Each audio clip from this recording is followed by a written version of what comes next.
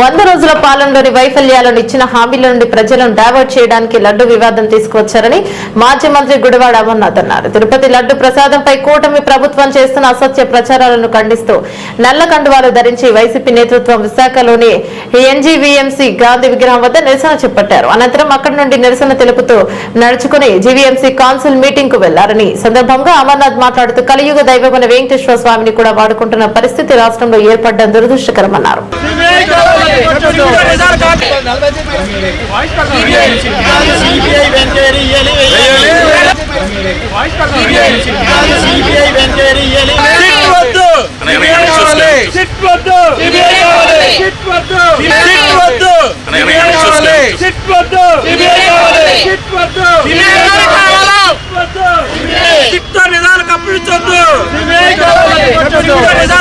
పాలన మొదలైన తర్వాత వారు ఎన్నికల్లో ఇచ్చినటువంటి హామీలన్నీ నిలబెట్టుకోవాలని చెప్పి ప్రజలు ఎదురు చూస్తూ ఉన్నారు.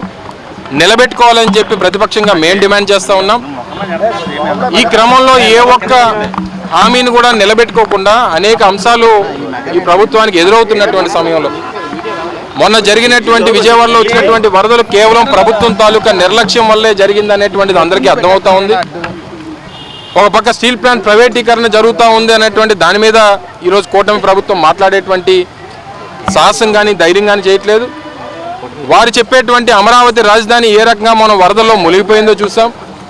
ఇచ్చినటువంటి సూపర్ 6 హామీలు అమలు చేసుకోలేనటువంటి పరిస్థితుల్లో ఉన్నటువంటి సందర్భాలు కనబడతా ఉన్నాయి.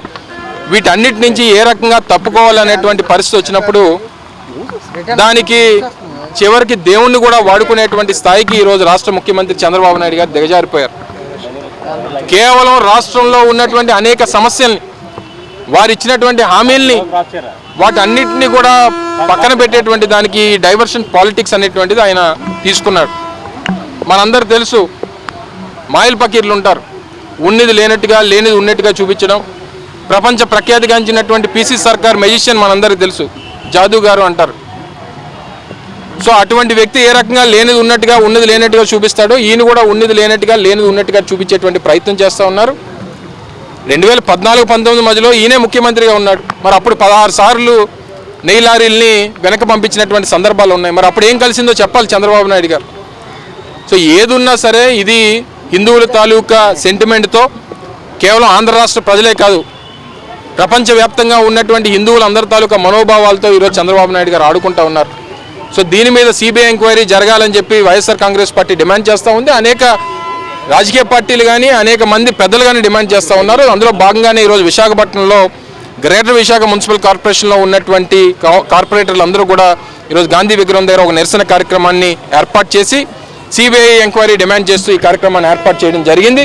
సో ఈ వ్యవహారం తిరుమల తిరుపతి వెంకటేశ్వర స్వామి ఎంత పవర్ఫుల్లో మనందరికీ తెలుసు. ఆయన పాదాల చెంత పుట్టినటువంటి చంద్రబాబు నాయుడు గారు కనీసం ఆ వెంకటేశ్వర స్వామి అన్నా సరే, ఎందుకంటే ఆయన ప్రాణాలు కాపాడింది కూడా అరిపేరు ఘటన జరిగినప్పుడు అదే వెంకటేశ్వర స్వామి.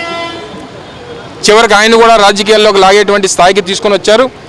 ఈ తిరుమల తిరుపతి నెయ్యి గొడవతో తెలుగుదేశం పార్టీ భూస్థాపితం కోసం 6 అడుగులు గొయ్యి తవ్వుకుంది అనేటువంటిది మేము బలంగా నమ్ముతూ ఉన్నాం. సో తప్పకుండా రానటువంటి కాలంలో దీని మీద మేము డిమాండ్ చేస్తూ ఉన్నాం. మేము సిబిఐ ఎంక్వైరీ డిమాండ్ చేస్తూ ఉన్నాం. ఇందులో జగన్మోహన్ రెడ్డి గారిని ఏదో పెట్టి ఆయన్ని తప్పుపట్టాలనేటువంటి ప్రయత్నం చేస్తూ ఉన్నాం. మేము దేనికన్నా సిద్ధం, మీరు ఏ ఎంక్వైరీ కన్నా సిద్ధం. మీరు అధికారంలో ఉన్నారు, మేము రాజకీయ పార్టీలు అన్నీ కలిపి కేంద్రంలో రాష్ట్రంలో అధికారంలో ఉన్నటువంటి రాజకీయ పార్టీలు సిబిఐ ఎంక్వైరీ చేయండి. మీరు వేసినటువంటి సిట్ మీద మాకు నమ్మకం లేదు. సిట్లు ఏ రకంగా పనిచేస్తాయో, ఏ రకంగా రిపోర్ట్లు ఇస్తాయో, ఏ రకంగా తప్పుదోవ పట్టిస్తాయో అనేటువంటిది గతంలో మేము కూడా ప్రభుత్వంలో ఉన్నాం, మాకు తెలుసు. తప్పకుండా సిబిఐ ఎంక్వైరీ మాత్రమే ఈ నిజాలు బయటపడతాయి. ప్రపంచవ్యాప్తంగా ఉన్నటువంటి హిందూ మనోభావాల్ని కాపాడేటువంటి దానికి సిబిఐ ఎంక్వైరీ ఒక్కటే శరణ్యం అనేటువంటిది కూడా బలంగా నమ్ముతూ ఉన్నాం. ఇంక ఏది చేసినా సరే ప్రజలు విశ్వసించడం అనేటువంటి విషయాన్ని